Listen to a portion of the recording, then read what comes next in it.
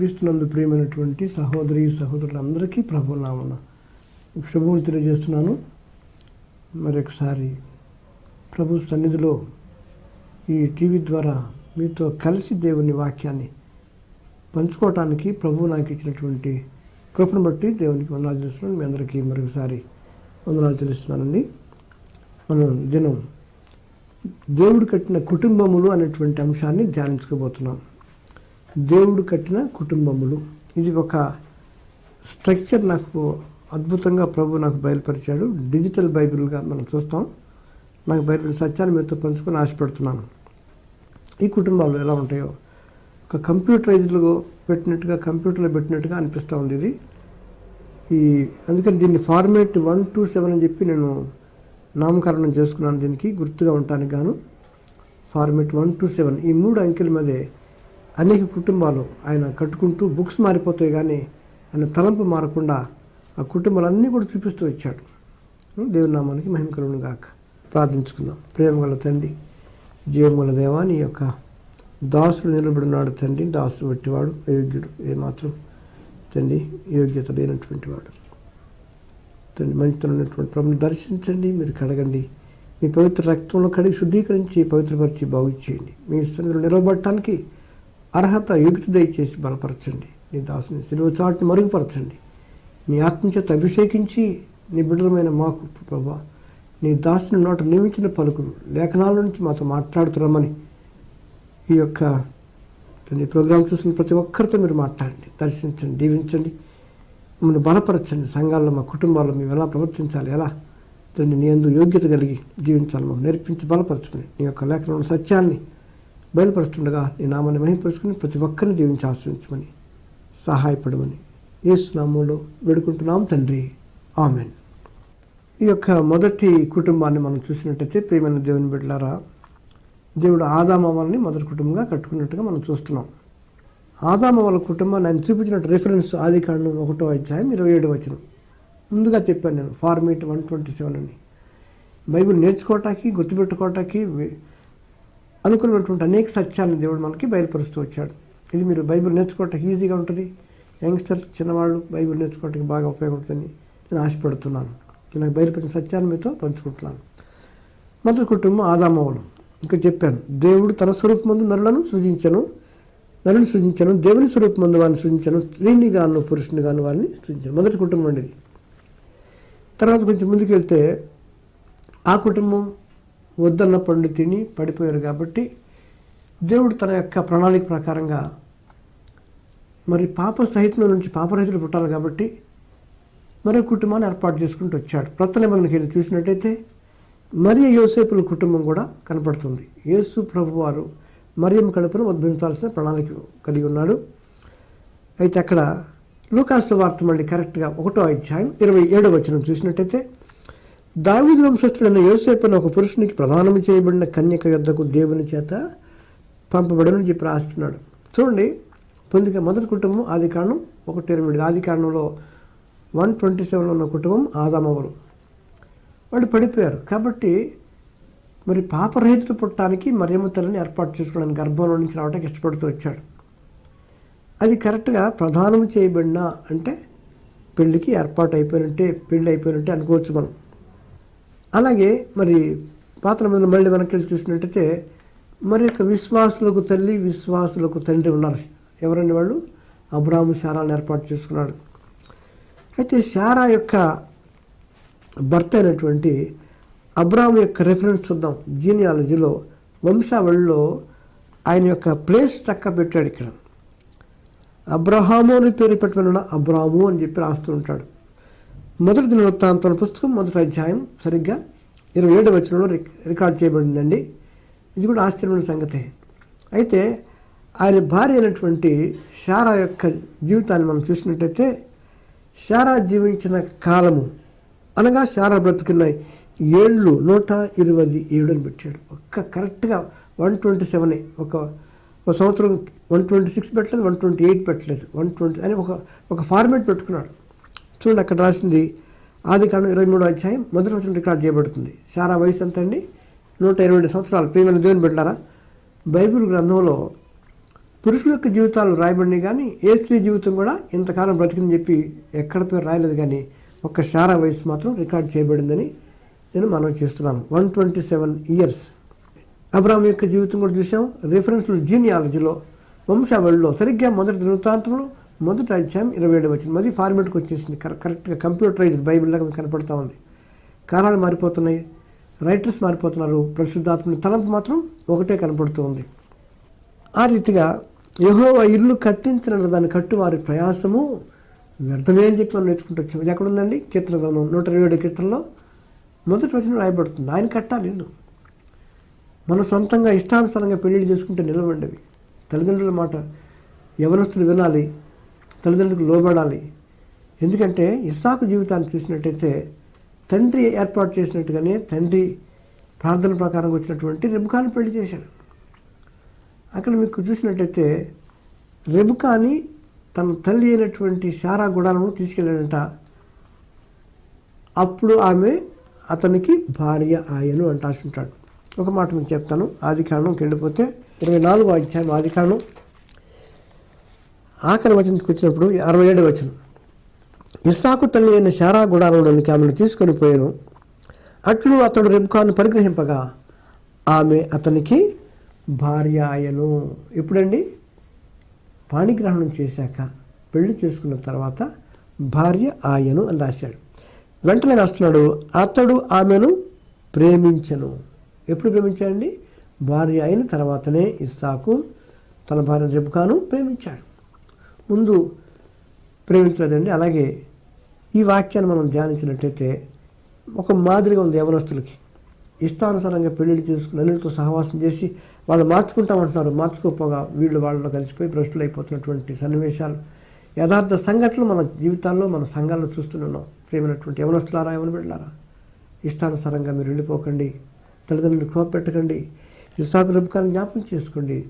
తల్లిదండ్రులు అరేంజ్ చేసినట్టు పెళ్లి చేసుకున్నారు. వీళ్ళు మంచి కుటుంబం కట్టబడింది. అది ఆ ఇస్సాకు రెబుకాల నుంచే యేసుప్రభుల వారు ఉద్భవించినట్టుగా మనం చూస్తున్నాం.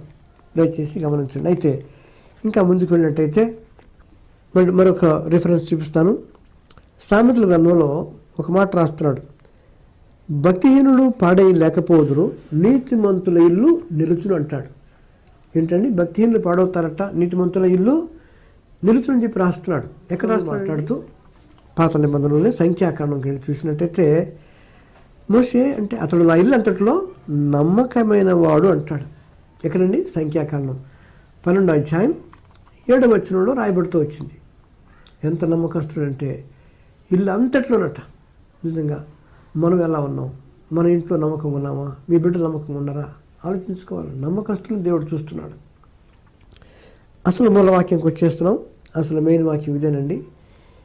యేసుప్రభువు గురించి పేతురు పత్రికలో రాస్తున్నాడు, ఇల్లు కట్టువారు ఏ రాత్రిని నిషేధించిరో అదే మూలకు తలరాయి ఆయన ఉంటాడు. పేతురు పత్రికలు మొదటి పేతురు పత్రిక 2వ అధ్యాయం కరెక్ట్ 7వ వచనం అండి. ఒక్క వచనం స్లిప్ కాదు. బైబిల్లో ఎంత గొప్ప గ్రంథమో మీరు ఆలోచించాలి. ఇది డిజిటల్గా రాసుకొచ్చినట్టు అనిపిస్తుంది. ఎంత మంచి దేవుడు ఒక ఆర్డర్లో పెట్టాడండి. క్రమమైన పద్ధతి బైబిల్లో ఉంది. బైబిల్ కష్టమని అనుకోకండి. మీరు జాగ్రత్తగా కనుక చదివినట్టయితే బైబిల్ మీకు చాలా ఈజీగా కనపడుతుంది.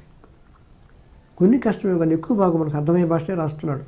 డిజిటల్లీ కనెక్టెడ్ వర్సెస్ ఇవన్నీ కూడా చూడండి. ఎక్కడ కూడా స్లిప్ కావట్లేదు. 127 ఫార్మేట్ మిస్సే కావట్లేదు. స్లిప్ కాదు. ఒక్క వచ్చిన అటు ఇటు కూడా తేడా లేకుండా రాసినటువంటి మహాదేవునికి మనం తల వంచి నమస్కరించాలా, ఆయన స్తుతించాలా, ఆయన కొనియాడాలని కనపరచాలా. దేవుని నామానికి మహిమకరమును గాక. ఇంకా కొంచెం ముందుకెళ్ళి చూసినట్టయితే ఎస్తేరు గ్రంథంలో అహష్వేరోషు రాజు ఉన్నాడు. అహష్వేరోషు రాజు దినములలో జరిగిన చర్యల వివరము హిందూ దేశం మొదలుకొని కూషు దేశం వరకు 127 సంస్థానం రాశాడు. ఎంత కరెక్ట్గా రాస్తున్నాడండి. ఎస్తేరు గ్రంథం చూస్తే హిందూ దేశస్తులు అందరూ సంతోషించాలి. మన దేశం విషయం ఎస్తేరు గ్రంథం రాయబడిందండి. 66 పుస్తకాల్లో ఎస్తేరు గ్రంథం ఒక స్త్రీ గురించి రాయబడినటువంటి గ్రంథంలో మొదటి అధ్యాయం మొదటి వచనంలో రాస్తున్నాడు. ఏమని? ఇక్కడ చూడండి, హిందూ దేశం మొదలుకొని కూషు దేశం వరకు 127 సంస్థానాలకి అధిపతి ఎస్తేరు. ఎంత గొప్ప ధన్యత అండి ఎస్తేరుకి. తల్లిదండ్రులైనటువంటి బిడ్డకి ఒక ధన్యత ఇచ్చాడు. అలాగే కృంగిని వారిని లేవనెత్తేటువంటి దేవుడు మనకున్నాడు. బలహీనను బలపరిచే దేవుడు ఉన్నాడు. చూసినట్టయితే చక్కటి మాట. కాబట్టి ఇది ఎక్కడ రాస్తున్నాడండి? ఎన్ని దేశాలట? 127 దేశాలకి అధిపతి ఎస్తేరని రాశాడు. చూడండి, ఆ ఫార్మేట్ మిస్ కాకుండా రాస్తున్నాడు. 10 రిఫరెన్స్ చూపిస్తున్నాను. 10 రిఫరెన్స్లు బైబిల్లో ఉన్నాయి. ఎంత కూడా స్లిప్ కాకుండా అద్భుతంగా లేఖనాలు లిఖించబడే పరిశుద్ధాత్మ దేవుడు రాసినటువంటి లేఖనాలు. మీరును మీ దేవుడైన యెహోవా మిమ్మల్ని ఆశీర్వదించి మీకు కలుగు చేసిన మీ కుటుంబములను అంటాడు. మరి కుటుంబం రాగానే ఫార్మేట్ 127 పడిపోతుంది. అలా చక్కగా అర్థవంతంగా మీ కుటుంబంలో మీ దేవుడైన యెహోవా సన్నిధిని భోజనం చేసి మీ చేతి పనుల యందు సంతోషింపలను. ఎక్కడ రాస్తున్నాడండి? ద్వితీయోపదేశకాండం 12వ అధ్యాయం 7వ వచనం. మధురమైనటువంటి లేఖన భాగాలు ప్రియులారా, ఒక కంప్యూటరైజ్డ్ బైబిల్గా ఇది కనపడతా ఉంది. ఒకప్పుడు 1550 సంవత్సరాల వరకు కూడా దీనికి నంబరింగ్ ఇవ్వలేదు. 1250 సంవత్సరంలో అధ్యాయాలకు నంబర్స్ ఇచ్చారు. 1550లో వచనాలకు నంబర్స్ ఇచ్చారు. 1550కి ముందు మనకి ఇంత బైబిల్ని పోలి చదువుకోవటానికి అవకాశం ఉండేది కాదు. మన జీవితాలు ధన్యం, మన యొక్క జనరేషన్ ధన్యం అని చెప్పి నేను భావిస్తున్నాను. దేవుని నామానికి స్తోత్రం కలుగును గాక. ఇలా కట్టినటువంటి కుటుంబాలని జాగ్రత్తగా పరిశీలినట్లయితే దేవుడు కట్టిన కుటుంబాలు అంటాలి. ఇష్టానుసారంగా వెళ్ళిపోకూడదండి. నీ సుబుద్ధిని ఆధారం చేసుకొనక నీ పూర్ణ హృదయంతో యెహోవా యందు నమ్మకించమని చెప్పి రాస్తాడు సొలొమోను మహారాజు. సామెతల గ్రంథం 3వ అధ్యాయం 5వ వచనం. నీ సుబుద్ధిని ఆధారం చేసుకొనక. ఎంత మంచి మాట అండి. ఈ రోజున ఇష్టానుసారంగా ఎవరిష్టం వాళ్ళే, భార్య ఇష్టం భార్య, భర్త ఇష్టం భర్తే, పిల్లల ఇష్టం అంతేగాని సంఘాల్లో శాంతి లేకపోవటం కారణం కుటుంబంలో శాంతి లేకుండా అయిపోతుంది, సమాధానం లేకుండా అయిపోతుంది. సరిగా కట్టబడకపోతే ఈ డిస్టర్బెన్స్ వస్తే సాతానుడికి అవకాశం దొరుకుతుంది. వాళ్ళు పాడు చేస్తున్నాడు, భ్రష్టు పట్టిస్తున్నాడు కుటుంబాలను. ప్రియమైన దేవుని బిడ్డలారా, మీ యొక్క కుటుంబ ప్రార్థన మీకు ఉండాలి. కలిసి ఉండండి, ప్రార్థన చేసుకోండి, మందిరానికి రండి, కానుకలు ఇవ్వండి, దేవుని ఆరాధించండి అనేటువంటి విషయాన్ని మీరు ఒకసారి జ్ఞాపకం చేస్తున్నాను. సరైన సంఘాన్ని ఎంచుకోండి. మనం నేర్చుకోవాలి చక్కగా వాక్యాలు. ఇలాంటి కట్టిన కుటుంబాలు నిజంగా ఎంత గొప్ప దేవుడిని కలిగి ఉన్నామండి. యెహోవా తమకు దేవుడుగా గల జనులు ధన్యులు అని చెప్పి అంటాడు. అయితే ఇవి దేవుడు కట్టిన కుటుంబాలు. అయితే ఇంకొక చక్కటి విషయాన్ని మీకు జ్ఞాపకం చేయాలనుకున్నాను. తండ్రి లేని కుటుంబం కూడా ఒక కుటుంబం ఉంది. యాకోబు పత్రుడు రాస్తాడు ఎగ్జాక్ట్గా తండ్రి లేని కుటుంబం. మొదట అధ్యాయం 27 వచనమే. మళ్ళీ ఆ ఫార్మేట్ తప్పిపోకూడదండి.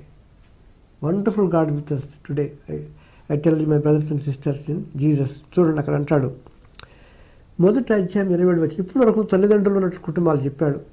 తండ్రి లేని కుటుంబాన్ని కూడా మీరు నేర్చుకోవటం కోసమే పెట్టాడు అన్నట్టుగా యాకోబు పత్రిక యేసుప్రభు గారు స్వయాన తమ్ముడు గారు రాశారు. యాకోబు గారు యాకోబు అనేవాళ్ళు యేసుప్రభు గారికి తమ్ముడే. ఇద్దరు పత్రికలు రాశారు. యాకోబు రాస్తున్నాడు 1వ అధ్యాయం 27 వచనం అండి. తండ్రి అయిన దేవుని ఎదుట పవిత్రమును నిష్కళంకమునైన భక్తి ఏదనగా. ఎటువంటి భక్తి అట? పవిత్రము నిష్కళంకమైన భక్తి ఏదనగా దిక్కులేని పిల్లలను విధవరాండ్రను వారి ఇబ్బందులు పరామర్శించుటయు ఇహలోక మాలిన్యము తనకంటకుండా తను తాను కాపాడుకున్నటయునే అంటాడు. ఎంత చక్కటి భాష అండి. తెలుగు భాష మధురమైన భాష. ప్రియులారా గమనించండి. దిక్కులేని పిల్లలను ఆదరించాలంట, తండ్రి లేని పిల్లలను ఆదరించాలంట, విధవరాలను ఆదరించాలంట. ఈ లోకమాలని అంటకుండా ప్రత్యేకించుకున్న జీవితం జీవించాలి అనేది భక్తి అంటాడు. మందిరానికి వెళ్ళటం భక్తి కాదు, కానుకలు ఇవ్వటం భక్తి కాదు, ఆరాధించడం భక్తి కాదు. రిలీజన్, ట్రూ రిలీజన్ అంటే ఇది మాట్లాడుతున్నాడు. చక్కటి భాష మాట్లాడుతున్నాడు. దిక్కులేని పిల్లలను ఎవరైతే తండ్రి అయిన దేవుని ఎదుట పవిత్రము నిష్కళంకమైన భక్తి ఏదనగా దిక్కులేని పిల్లలను విధవరాండ్రను వారి ఇబ్బందులు పరామర్శించు ఇహలోక మాలిన్యము తనకు అంటకుండా తను తాను కాపాడుకుంటునే అంటాడు. నిజంగా భక్తులైనటువంటి యోసేపు, భక్తులైనటువంటి దానియేలును చూస్తే వాళ్ళు ఏమాత్రం ఈ భ్రష్టు పడిపోకుండా ఈ లోకంలో బ్రతుకుతూ కూడా వారు మాలిన్యం అంటుకుంటూ బతికారండి. అటువంటి యోసేపులు కావాలి మన పిల్లలు, అటువంటి దానియేలు కావాలని మనం ప్రార్థించాలి. ఎగ్జాంపుల్ చెప్తాను. క్రైస్తవ జీవితం ఎలా ఉంటుందంటే నీళ్ళలో పడవ నడవాలే కానీ ఆ పడవలోకి నీళ్లు రాకూడదు. ఏ కొంచెం నీళ్ళు వచ్చినా సరే వెంటనే మనం మేలుకోకపోతే పడవ మునిగిపోయే ప్రమాదం ఉంది.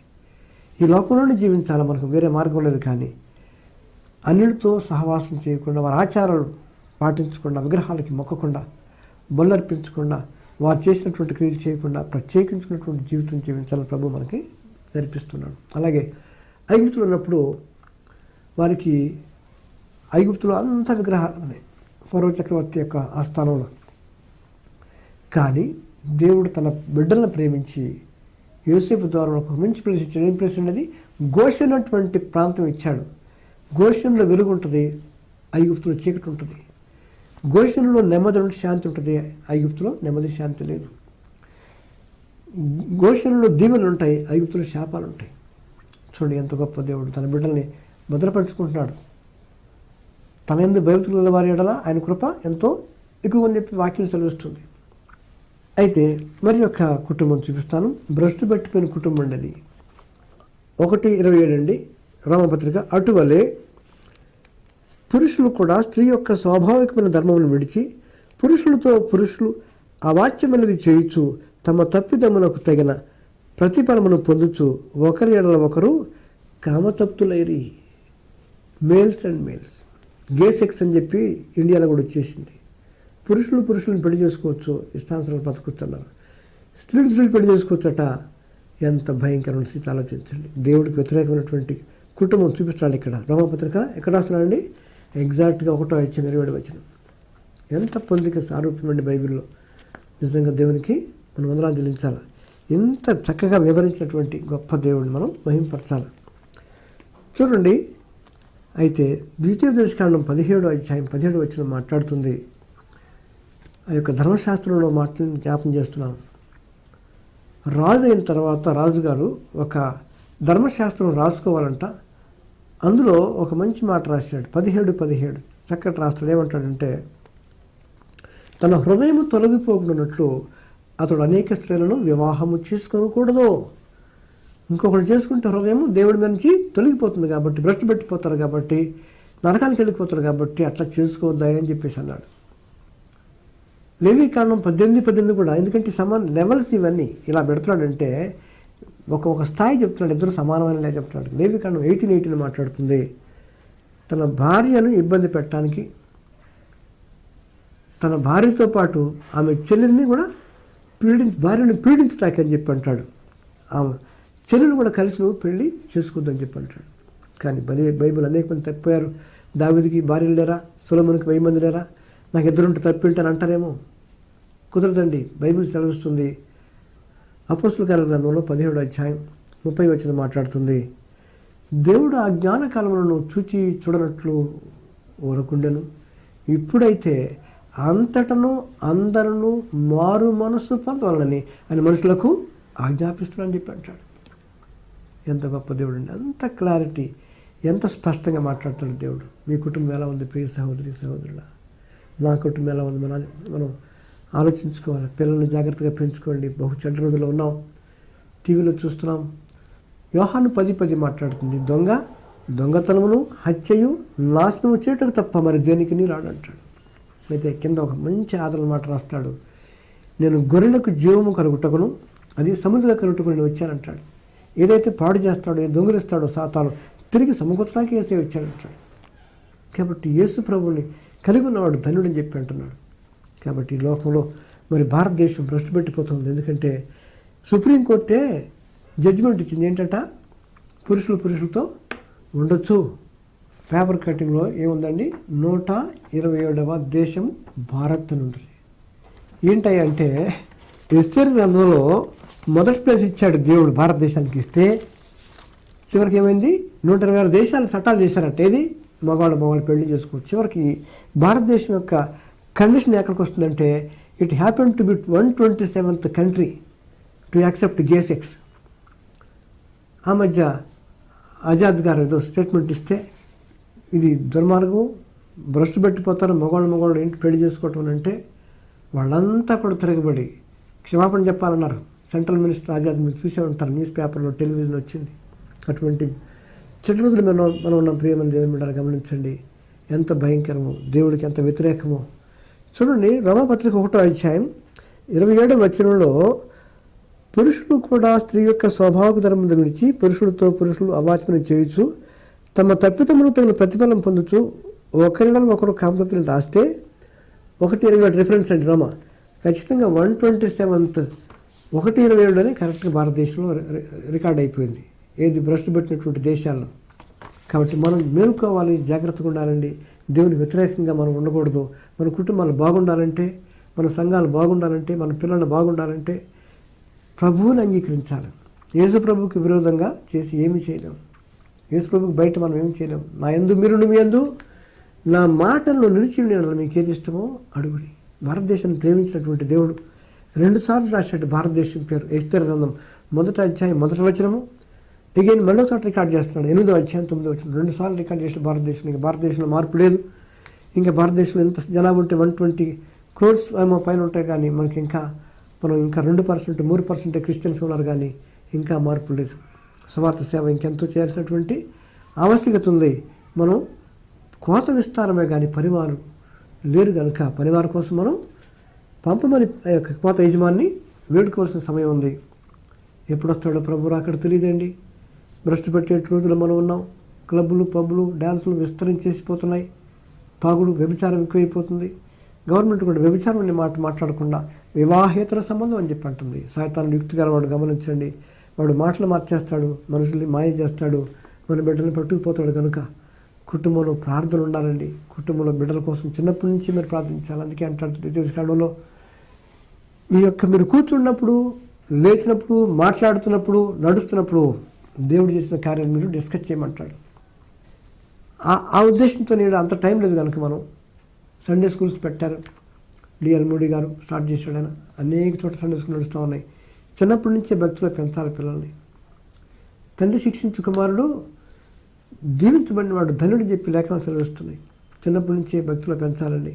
మందిరానికి అలవాటు చేయాలా, కానుకలు ఇవ్వటం అలవాటు చేయాలా, ప్రార్థనకు అలవాటు చేయాలా, మోకరించడం అలవాటు చేయాలా, వాక్యం ఒకరోజు ఒక వాక్యం నేర్పించాలా.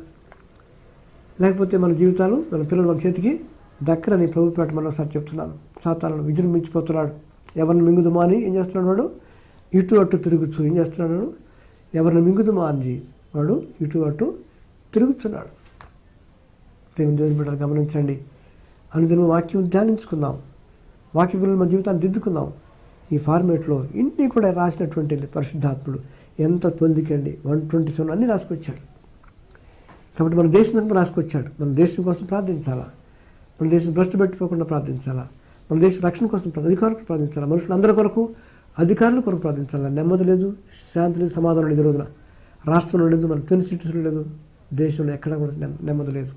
భయంకరలో ఉన్నాం కనుక ఎక్కువ ప్రార్థనలో గడపాలా. మన దేశం కోసం ప్రార్థిద్దాం. మన బంధువుల కోసం రక్షణ కొరకు, మన కుటుంబ రక్షణ కొరకు ప్రార్థన చేద్దాం.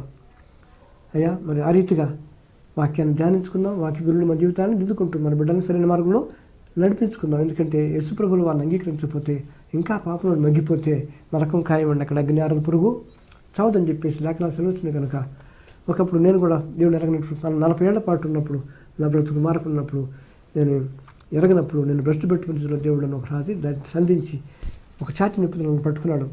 నన్ను బాగు చేసినటువంటి దేవుడు నమ్మదగిన దేవుడు అండి. వాగ్దానం చేసిన వాడు నమ్మదగిన దేవుడు అని చెప్పి నాకు జ్ఞాపం చేశాడు. 40 ఏళ్ళ జీవితం నేను ఎరగకుండా బతికేశాను. కానీ ఒకానొక దశలో నేను నా పట్ల కృప చూపించి కనుకరించి ఆ నొప్పిలో నన్ను దర్శించి నన్ను బాగు చేసినటువంటి మహాదేవుడికి నేను తలవంచి నమస్కారం. యేసు ప్రభు నా కోసం రక్తం చిందించాడు, నా కోసం ప్రాణం పెట్టాడనే విషయం తెలుసుకున్నాను. వాక్య ప్రకారం మాత్రం చూసుకున్నాను తండ్రి. అనేక రీతిలో ప్రభు ఇప్పుడు ప్రభు కృపలో ఎదుగుతూ వర్ధిల్లుతూ అనేక మందికి సాక్ష్యం చెప్తూ వాక్యం ప్రకటిస్తూ ముందుకు కొనసాగుతున్నాను. కాబట్టి నన్ను మార్చిన దేవుడు మీ ప్రతి ఒక్కరిని మార్చగలిగినటువంటి దేవుడు అండి. ఆయనకు అసాధ్యమంటూ లేదు. మీరు అనుకోవచ్చు, నా బిడ్డ మారదు, నా కొడుకు మారదు అనుకుంటాము. కానీ బాబు చెప్తున్నాడు, నేను యెహోవాను సర్వశరీరులకు దేవుడును, నాకు అసాధ్యమైనది ఏదైనా ఉండి నన్ను సవాల్ చేసినట్టు దేవుడు మనకు ఎక్కడ దొరకడండి. నిజమైన దేవుడు యేసు ప్రభువే. ఆయన రక్షకుడు, విమోచకుడు. ఆయన మన కోసం ప్రాణం పెట్టినటువంటి వాడు. తాను తగ్గించుకుని లోకానికి వచ్చాడు, చనిపోయాడు, తిరిగి లేచాడు. నేను ఈసారి మళ్ళీ వస్తానన్నాడు. అప్పుడు కరువులు, భూకంపాలు వస్తాయి, తుఫాన్లు వస్తాయి. అయ్యా పెళ్ళిళ్ళు చేసుకుంటుంటారు, భ్రష్టు పెట్టిపోయి ఉంటారు, ఇష్టానుసారం బ్రతుకుతుంటారు.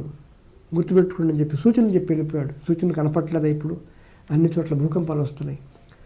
కల్చర్ మారిపోయింది, వెస్ట్రన్ కల్చర్ వచ్చేసింది. క్లబ్లు, పబ్బులు, డ్యాన్సులు ఇష్టానుసారంగా జీవిస్తున్నారు. మన బిడ్డలు, క్రైస్తవ బిడ్డలు కూడా డైవర్స్ రేట్ పెరిగిపోతుంది చెప్పి న్యూస్ పేపర్స్ తెలియని చెప్తున్నారు. ఎంత భయంకరం ఉంది. మనం యెహోవా తమకు దేవుడుగా గల జనులు ధనుని చెప్పి లేఖనాలు సెలవుస్తున్నాయి. కనుక ఇంకా యేసును అంగీకరించకపోతే, ప్రభా ఎటువంటి పాపని సరే, పవనండి పాపని, నా పాపములను క్షమించండి అంటే ఆయన క్షమించుటకు సిద్ధమైన మనసు కలవాడు. కనుక ఆయన క్షమిస్తాడు, మిమ్మల్ని తన పట్ల ఆకర్షించుకుంటాడు, మిమ్మల్ని మీరు కాపాడుతాడు, మీ బిడ్డలను దీవిస్తాడు. శ్రమలు రావాలని చెప్పనండి, లోకమును మీకు శ్రమ కలుగును, ఆయనను ధైర్యం తెచ్చుకున్నాడు, నేను లోకమును జయించును అని చెప్పి అన్నాడు. మీ కొరకు నేను స్థలం సిద్ధపడడానికి వెళ్తున్నాను అంటాడు. 2000 సంవత్సరాలు చిల్లు కడుతున్నాడట. ఎప్పుడైతే రక్షించబడతారో అంతవరకు సహించువాడు ఎవడో వాడే రక్షించబడని చెప్పి లేఖనాలు సెలవుస్తున్నాయి. కాబట్టి ప్రియ సహోదరి, ఇంకా రక్షించబడలేదా? ఇంకా ప్రభు రక్తంలో కడగబడలేదా? ఇంకా నువ్వు సరైన బాధ్యతను తీసుకోలేదా? ఇంకా రోగంతో బాధపడుతున్నావా? ఇంకా క్రీస్తు వెలుబడి బతుకుతున్నావా? జ్ఞాపకం చేసుకోమని మనం చేస్తున్నాను. రండి, ప్రభు దగ్గర రండి, ప్రయాసపడి భారం వేసుకుంటున్న సమస్త జనులారా నా యొద్దకు రండి, నేను మీకు విశ్రాంతి ఇస్తానని చెప్పినటువంటి దేవుడు మిమ్మల్ని పిలుస్తున్నాడు. మీరు రండి, తలలో ఉంచుకుందాం, ప్రార్థన చేసుకుందాం. అట్టి కృప పరిశుద్ధాత్మ దేవుడు దయచేయనుగాక. ఆమెను ప్రార్థించుకుందాం. రండి. ప్రేమగల ప్రియ పరలోకపు తండ్రి, జీవం గల దేవా, మా నాయన, ఇంతవరకు నీ బిడ్డలు మాకు వాక్యం వినిపించారు. 127 ఫార్మేట్లో అనేక లేఖలు వాళ్ళు చూపిస్తూ వచ్చారు. చివరికి మా దేశాలు కూడా, భ్రష్టు పెట్టిన దేశాలను కూడా చూపిస్తూ వచ్చారు. ఈ యొక్క శాసనం మాకు చేయించి 120 దేశంగా రికార్డ్ చేసి ఇది పేపర్ కటింగ్ పెట్టి మీకు స్తోత్రాలు. కరెక్ట్ 120 దేశంగా పెట్టారు. ఎంత గొప్ప దేవుడు తండ్రి. మాకు కనువిప్పు కలిగేస్తాను మీకు స్తోత్రాలు. మా కుటుంబాలను, మా బిడ్డల్ని కాపాడండి, భ్రష్టు పెట్టుకోకుండా కాపాడండి అయ్యా. నీకు రేపు వదిలి చేయండి ఆయన, నీకు దూరం అవ్వకుండా కాపాడండి ప్రభా. రోగాలు ఎక్కువైపోతున్నాయి, సాతాను వాళ్ళకి ప్రభా వారు గురైపోతున్నారు, వాడి వాళ్ళలో పడిపోతున్నారు అయ్యా. తిరిగి లెవెలైన ప్రతికి వెళ్ళిపోతున్నారు. తల్లిదండ్రులకు ఎంతో క్షోభ, ఏడుస్తూ దుఃఖిస్తున్నారు తండ్రి. ఎవరితో మీరు మాట్లాడండి, బలపరచండి అయ్యా. మీ వైపు ఆకర్షించుకోండి, దయ చూపండి, కనికరించండి, సహాయపడుతుంది. ప్రతి కుటుంబం రక్షించబడాలి, మా బంధువులు రక్షించబడాలి, మా రాష్ట్రం, మా దేశం రక్షించబడాలి తండ్రి. సహాయం దయచేయండి. అగ్ని అర్థ పురుగు చావదని చెప్తున్నారు తండ్రి. మరణం అంటే ప్రభా భయం అందరికీ ఉంది, కానీ అయ్యా మరణం గుండా పడి వెళ్లాల్సిందే కనుక ఆ రెండో మరణం గురి కాకుండా నీ రాజ్యానికి వారసులై బిడ్డలకు మమ్మల్ని ఆశ్రయించమని, అంతవరకు నమ్మకుండా జీవితం మాకు దయచేసి మనం బలపరచమని, మా సంఘాన్ని, మా కుటుంబాన్ని, మా బిడ్డల్ని మీ చేతులకు అప్పచెప్తూ ఇద్దరి నుంచి ఒక నూతన రీతిగా ప్రభావ మారు మనసు పొంది, రక్షణ పొంది అయ్యా నీ రాకడ కోసం ఎదురు చేసి బుద్ధి కనుక తమ జీవితాలు దిద్దుకునే భాగ్యం దయచేయమని, అట్టి కృప మా అందరికీ దయచేయమని, నీవు మహిమ పొందమని యేసు నామములో వేడుకుంటున్నాం తండ్రి. ఆమేన్.